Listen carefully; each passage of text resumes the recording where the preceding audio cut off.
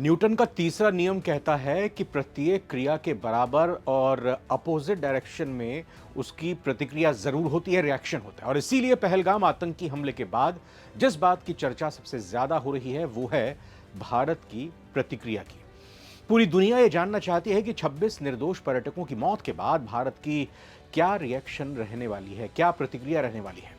आतंकवादियों की तरफ से अब तक जो कार्रवाई की गई थी उसमें सेना के लोगों को निशाना बनाया जाता था, स्थानीय लोगों को निशाना बनाया जाता था, कभी भी सैलानियों को टारगेट पर नहीं लिया जाता था, क्योंकि वो जम्मू कश्मीर की अर्थव्यवस्था को मजबूती देते आ रहे हैं। इसका मतलब सीधा सीधा यह हुआ कि आतंकवादी भी भारत सरकार को बड़ा मैसेज इस घटना के साथ देना चाहते थे। अब मैसेज उनकी तरफ से बड़ा आया है तो उसकी प्रतिक्रिया भी बड़ी होगी, और इसीलिए पूरी दुनिया भारत के अगले कदम के इंतजार में है। पाकिस्तान जिस तरह चीन, रूस और ब्रिटेन समेत तमाम देशों से गुहार लगा रहा है, उसका सीधा सा मतलब यही हुआ कि वो डरा हुआ है, सहमा हुआ है। भारत और पाकिस्तान में चल रही उठापटक पर अगर ध्यान दें तो ऐसा लग रहा है कि भारत किसी भी सूरत में पाकिस्तान पर हमला कर सकता है। ऐसी धारणा क्यों बन रही है? इसके कई कारण हैं, फिर चाहे वो राजनीतिक हो या इसकी सैन्य वजह हो या फिर राजनयिक और सामाजिक कारक। सोशल मीडिया पर भी दोनों देशों की तरफ से कई सारी बातें सामने आ रही हैं। कितनी सच कितनी झूठ, ये तथ्य से परे है।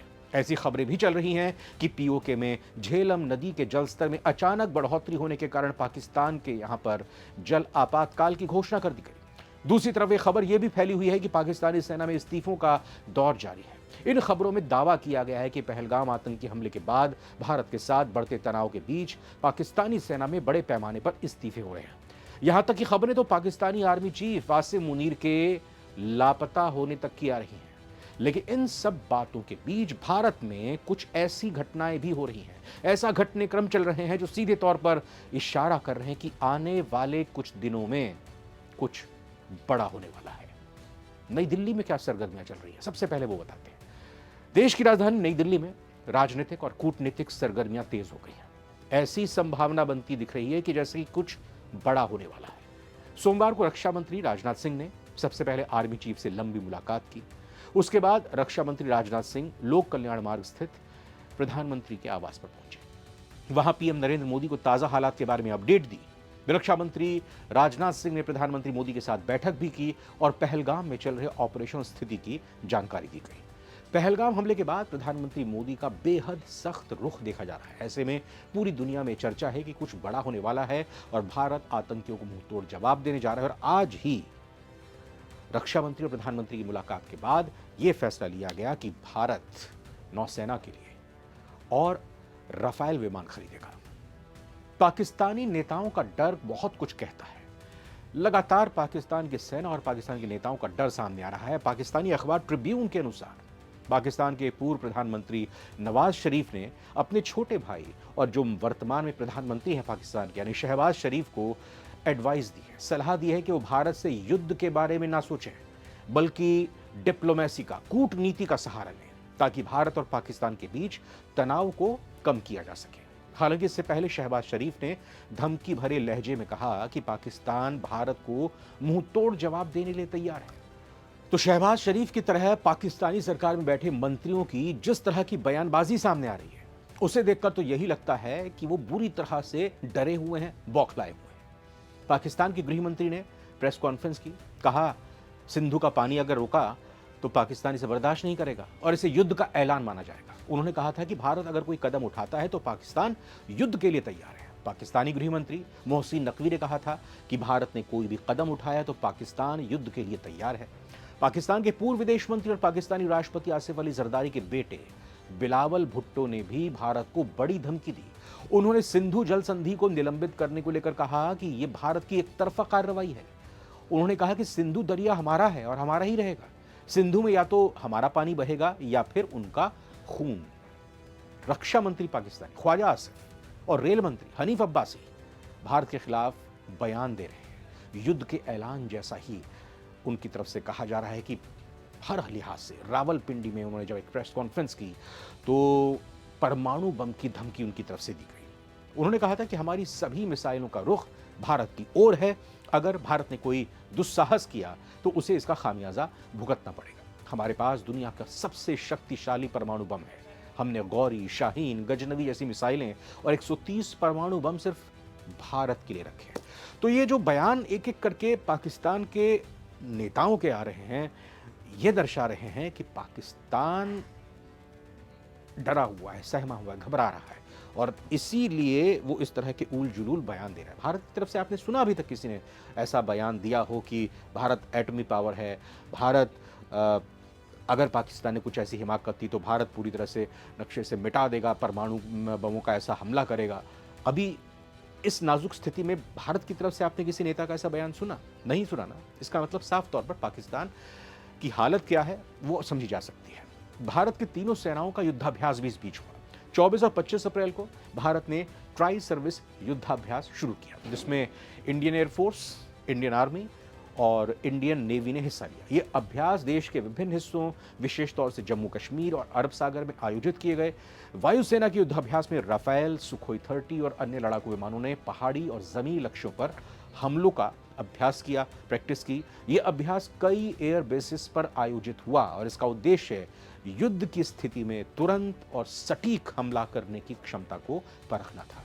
भारतीय नौसेना ने अरब सागर में आईएनएस सूरत के साथ मध्यम दूरी की सतह से हवा मिसाइल का कामयाब परीक्षण किया। यह अभ्यास उसी समय में हुआ जब पाकिस्तान ने अरब सागर में सतह से सतह में मिसाइल परीक्षण को नोटाम जारी किया। जी हाँ, नोटाम। सेना प्रमुख जनरल उपेंद्र द्विवेदी ने पहलगाम का दौरा कर सुरक्षा व्यवस्था की समीक्षा भी की, जो सैन्य तैयारियों का हिस्सा माना जा रहा है। यह युद्धाभ्यास भारत का पाकिस्तान को कड़ा संदेश देने का प्रयास था, खासकर तब जब भारत ने हमले के लिए पाकिस्तान समर्थित आतंकवादी समूहों जैसे द रेजिस्टेंस फ्रंट और लश्कर तैयबा को जिम्मेदार ठहराया है। पाकिस्तानी सेना भी तैयारी कर रही है। खबर यह आ रही है कि पाकिस्तान की वायुसेना ने भी युद्धाभ्यास शुरू किया है। कुछ पत्रकारों के ट्वीट को अगर सही माने तो तुर्की से कुछ लड़ाकू विमान पाकिस्तान आए। पाकिस्तानी सेना ने एलओसी के साथ अपनी तैनाती बढ़ाई है और कई स्थानों पर छोटे हथियारों से गोलीबारी भी शुरू की है। भारतीय सेना का कहना है कि 25-26 अप्रैल और 27 से 28 अप्रैल की रात को पाकिस्तानी सेना ने कुपवाड़ा, पुंछ, तुतमारी गली और रामपुर सेक्टर्स में बिना उकसावे की गोलीबारी की, जिसका भारत ने कड़ा जवाब दिया। पाकिस्तान में C-130 परिवहन विमानों को पीओके के नजदीक अग्रिम ठिकानों पर, जो बिल्कुल सामने की पोस्ट है, वहां पर रखा है या कहीं वहां पर देखा गया है, जो सैन्य उपकरणों या फिर सैनिकों की तैनाती का संकेत हो सकता है। पाकिस्तानी सेना ने अपने एसएसजी कमांडोज को सीमा के संवेदनशील क्षेत्रों में तैनात किया है ताकि भारत की किसी भी जमीनी घुसपैठ का जवाब दिया जा सके। पाकिस्तान ने अपनी सामरिक परमाणु हथियार प्रणाली हथफ-9 इन तमाम साजो सामान को सीमा के पास तैनात कर दिया है। यह पूर्ण स्पेक्ट्रम प्रतिरोध यानी फुल स्पेक्ट्रम डेटरेंस नीति का हिस्सा होता है। यानी आप अपनी पूरी ताकत दुश्मन के सामने तैनात कर दो ताकि दुश्मन को ये लगे कि अगर जंग छिड़ती है तो फिर इसका विरोध भी उसी अंदाज में होगा और ये एक डिटरेंस का कारण ही होता है कि जंग या तो शुरू ना हो और अगर शुरू हो तो जल्द से जल्द ये खत्म हो जाए। इस बीच पाकिस्तान ने अरब सागर में सतह से सतह की मिसाइल परीक्षण के लिए नोटिस ट्रू एयरमैन यानी नोटेम जारी किया है, जो उसकी सैन्य ताकत का प्रदर्शन है। बाकायदा दुष्प्रचार भी पाकिस्तान की तरफ से सोशल मीडिया पर हो रहा है। Hashtag PF ready to respond और हैशटैग इंडियन एम्पटी थ्रेट्स जैसे हैशटैग के साथ प्रचार शुरू किया गया है, जिसमें भारत की धमकियों को खोखला बताया गया है। सबसे अहम हो जाता है प्रधानमंत्री नरेंद्र मोदी का रवैया, उनका रुख। बार बार कड़ा संदेश उनकी तरफ से दिया जा रहा है। प्रधानमंत्री नरेंद्र मोदी ने हमले के बाद कहा था कि आतंकियों और उनके समर्थकों को पृथ्वी के अंत तक खदेड़ कर सजा दी जाएगी। यह बयान उन्होंने बिहार की चुनावी रैली में दिया था और फिर मन की बात में, रेडियो कार्यक्रम में कुछ इसी तरह का संदेश दिया, जो स्पष्ट इशारा करता है कि पाकिस्तान पर सैन्य कार्रवाई होनी तय है। रक्षा मंत्री राजनाथ सिंह ने भी जोरदार जवाब देने का दावा किया, जिसे सैन्य कार्रवाई की संभावना के रूप में देखा गया है। मोदी सरकार के दौरान भारत ने पहले 2016 में उरी हमलों के बाद, 2019 में पुलवामा हमले के बाद सर्जिकल स्ट्राइक्स की थी, हवाई हमले किए थे, एयर स्ट्राइक की थी, जिससे जनता को पूरी उम्मीद है कि इस बार भी ऐसी कार्रवाई होगी। तो पाकिस्तान से लेकर भारत में जिस तरह की भी हलचल चल रही है, जैसी भी गतिविधियां हो रही हैं, सरगर्मी बढ़ रही हैं, चाहे वो राजनीतिक तौर पर हो, सामरिक तौर पर हो, सैन्य तौर पर हो या राजनयिक तौर पर, डिप्लोमेसी के लेवल पर हो, एक बात तो साफ नजर आ रहा है कि कुछ ना कुछ होगा। अभी तक जो भारत ने नहीं किया, मतलब भारत ने इससे पहले पाकिस्तान के साथ जो भी लड़ाई लड़ी, वो भारत ने लड़ाई, वो जंग तभी लड़ी जब पाकिस्तान की तरफ से हमला किया गया पाकिस्तान की तरफ से सीधा सैन्य अटैक किया गया, लेकिन ये पाकिस्तान की तरफ से अब आतंकी हमला है, ये देश पर हमला तो माना जा रहा है, लेकिन क्या भारत अब इस बदला लेने के लिए सैन्य ताकत का इस्तेमाल करेगा? वो वक्त कौन सा होगा, वो तारीख कौन सी होगी और वो स्थान कौन सा होगा, इसकी का इंतजार सभी को है, और सबसे ज्यादा शायद पाकिस्तान को। फिलहाल ये वीडियो कैसी लगी जरूर बताइएगा, कमेंट कीजिएगा। लाइक करेंगे तो ज्यादा से ज्यादा लोग इसको देख पाएंगे, समझ पाएंगे, अब तक की अपडेट जान पाएंगे। फिलहाल रविंद्र सिंह को इजाजत दीजिए।